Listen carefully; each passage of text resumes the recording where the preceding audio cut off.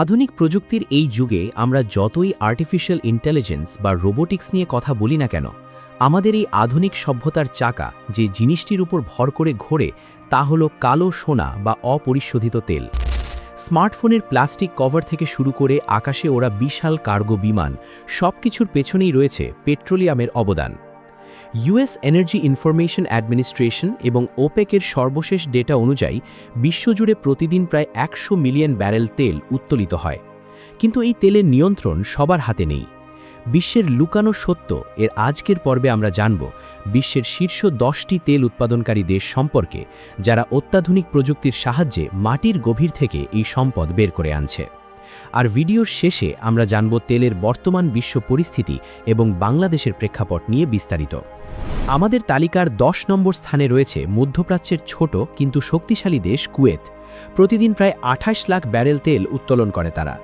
কুয়েতের অর্থনীতির প্রায় পুরোটাই এই তেল খাতের ওপর নির্ভরশীল। তাদের বুরগান ফিল্ড হল বিশ্বের দ্বিতীয় বৃহত্তম তেল ক্ষেত্র। আধুনিক 3D সাইজমিক ইমেজিং প্রযুক্তি ব্যবহার করে কুয়েট তাদের পুরনো তেল ক্ষেত্রগুলো থেকেও অত্যন্ত সফলভাবে তেল উত্তোলন করে চলেছে। 9 নম্বরে রয়েছে ইরান।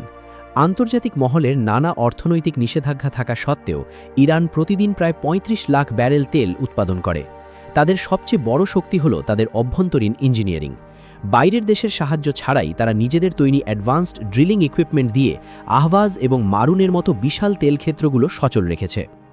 ভবিষ্যতের বিশ্ব অর্থনীতিতে ইরান যদি সম্পূর্ণভাবে গ্লোবাল মার্কেটে ফিরে আসে, তবে এই তেলের পরিমাণ পুরো বিশ্বের বাজারের হিসাব নিকাশ পাল্টে দিতে পারে। এবার চলুন যাওয়া যাক দক্ষিণ আমেরিকায়।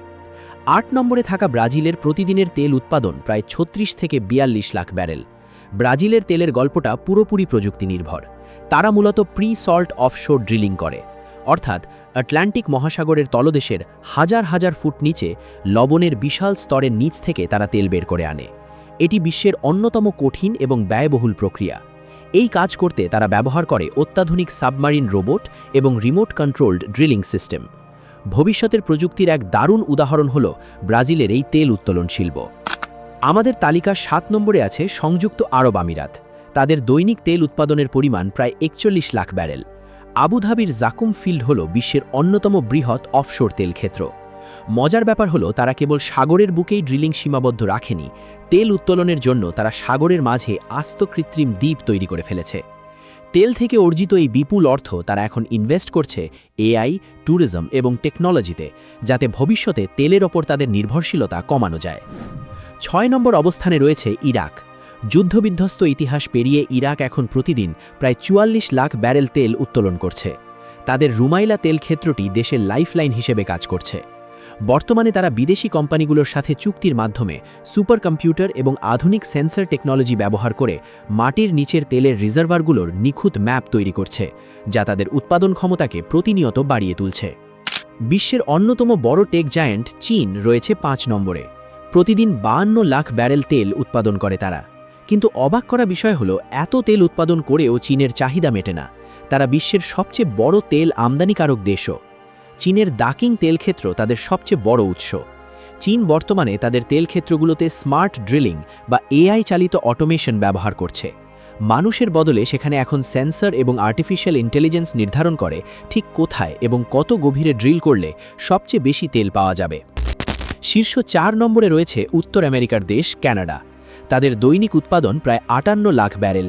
তবে কানাডার তেল উত্তোলনের পদ্ধতি অন্যান্য দেশের মতো নয়। তারা মাটি খুঁড়ে তরল তেল বের করে না, বরং আলবার্টা প্রদেশের বিশাল অয়েল স্যান্ডস বা তেলযুক্ত বালি থেকে তেল আলাদা করে। এটি একটি অত্যন্ত জটিল রাসায়নিক এবং যান্ত্রিক প্রক্রিয়া। বিশাল সব মাইনিং ট্রাক এবং অত্যাধুনিক সেপারেশন প্ল্যান্ট ব্যবহার করে বালি ও মাটির মিশ্রণ থেকে অপরিশোধিত তেল বের করে আনা হয়। পরিবেশের ক্ষতি কমাতে তারা এখন কার্বন ক্যাপচারিং প্রযুক্তিতে বিশাল বিনিয়োগ করছে। তালিকার শীর্ষ 3-এ প্রবেশ করছি আমরা।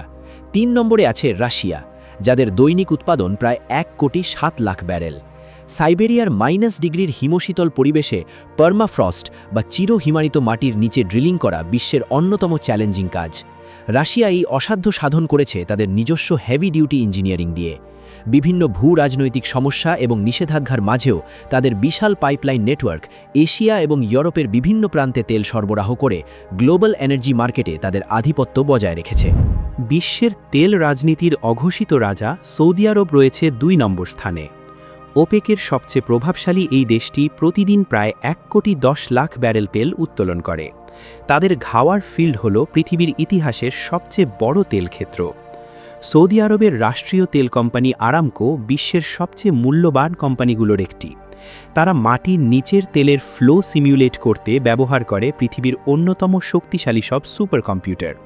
তেলের উৎপাদন বাড়ানো বা কমানোর একটিমাত্র সিদ্ধান্তে তারা পুরো বিশ্বের শেয়ার বাজার এবং অর্থনীতির গতিপথ বদলে দিতে পারে। আর বিশ্বের শীর্ষ তেল উৎপাদনকারী দেশের মুকুটটি রয়েছে যুক্তরাষ্ট্রের মাথায়। প্রতিদিন প্রায় ২,১০,০০,০০০ ব্যারেল তেল উৎপাদন করে তারা সবাইকে ছাড়িয়ে গেছে। কিন্তু যুক্তরাষ্ট্র কিভাবে এত তেল উৎপাদন করছে? এর পেছনের ম্যাজিক হলো টেকনোলজি, যার নাম হাইড্রোলিক ফ্র্যাকিং এবং হরিজন্টাল ড্রিলিং। টেক্সাসের পার্মিয়ান বেসিনে তারা সরাসরি মাটির নিচে পাইপ পাঠিয়ে এরপর সেটাকে আনুভূমিকভাবে বাঁকিয়ে পাথরের স্তরে ফাটল তৈরি করে তেল বের করে আনে। আধুনিক প্রযুক্তির এই চরম উৎকর্ষের কারণেই যুক্তরাষ্ট্র আজ তেলের বাজারে একচ্ছত্র আধিপত্য বিস্তার করে আছে। শীর্ষ দেশগুলোর তেলের এই বিশাল সাম্রাজ্যের কথা তো জানলাম, কিন্তু বর্তমান বিশ্বের তেলের বাজার আসলে কতটা স্থিতিশীল? সত্যি বলতে বিশ্ব এখন এক অদ্ভুত টানাপড়নের মধ্য দিয়ে যাচ্ছে।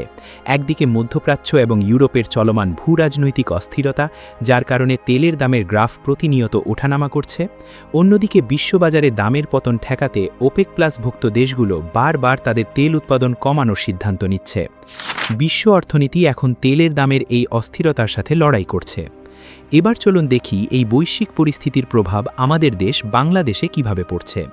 বাংলাদেশ তার প্রয়োজনীয় জ্বালানি তেলের প্রায় পুরোটাই আমদানি করে। বাংলাদেশ পেট্রোলিয়াম কর্পোরেশন প্রতি বছর বিশ্ববাজার থেকে মিলিয়ন মিলিয়ন টন পরিশোধিত এবং অপরিশোধিত তেল কেনে। বর্তমান বিশ্ব পরিস্থিতির কারণে আন্তর্জাতিক বাজারে তেলের দামের যে অস্থিরতা এবং ডলারের বিনিময় হারের যে চাপ, তা বাংলাদেশের অর্থনীতিতেও বড় প্রভাব ফেলছে। এই পরিস্থিতি সামাল দিতে বাংলাদেশ সরকার এখন আন্তর্জাতিক বাজারের সাথে মিল রেখে স্বয়ংক্রিয় পদ্ধতিতে তেলের দাম সমন্বয় করছে। তবে প্রযুক্তি ও সম্ভাবনার দিক থেকে বাংলাদেশও পিছিয়ে নেই। স্থলভাগের পাশাপাশি এখন নজর দেওয়া হয়েছে সমুদ্রের গভীরে। বঙ্গোপসাগরে বাংলাদেশের সীমানায় থাকা বিশাল অফশোর ব্লক বা সমুদ্রবক্ষে তেল গ্যাস অনুসন্ধানের জন্য আন্তর্জাতিক দরপত্র আহ্বান করা হয়েছে। এখানে অত্যাধুনিক 2D এবং 3D সিসমিক সার্ভে প্রযুক্তি ব্যবহার করে ব্লু ইকোনমির সম্ভাবনা কাজে লাগানোর চেষ্টা চলছে। যদি এই অত্যাধুনিক প্রযুক্তির সাহায্যে বঙ্গোপসাগরের তলদেশে তেলের বিশাল মজুদ খুঁজে পাওয়া যায়, তবে তা বাংলাদেশের অর্থনীতি এবং ভবিষ্যৎ জ্বালানি নিরাপত্তার চিত্র পুরোপুরি বদলে দিতে পারে। তেল আজও আমাদের অর্থনীতির প্রধান চালিকা শক্তি, কিন্তু প্রযুক্তির অভাবনীয় উন্নতির সাথে সাথে বিশ্ব এখন ইলেকট্রিক ভেহিকল এবং নবায়নযোগ্য শক্তির দিকে দ্রুত এগিয়ে যাচ্ছে।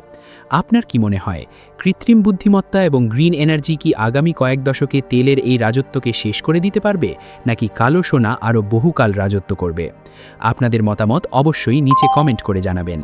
ভিডিওটি তথ্যবহুল মনে হলে একটি লাইক দিন, আর প্রযুক্তি, ডেটা অ্যানালিসিস এবং ভবিষ্যৎ পৃথিবীর এমন আরও ইনডেপথ ভিডিও পেতে বিশ্বের লুকানো সত্য চ্যানেলটি সাবস্ক্রাইব করে বেল আইকনটি প্রেস করুন।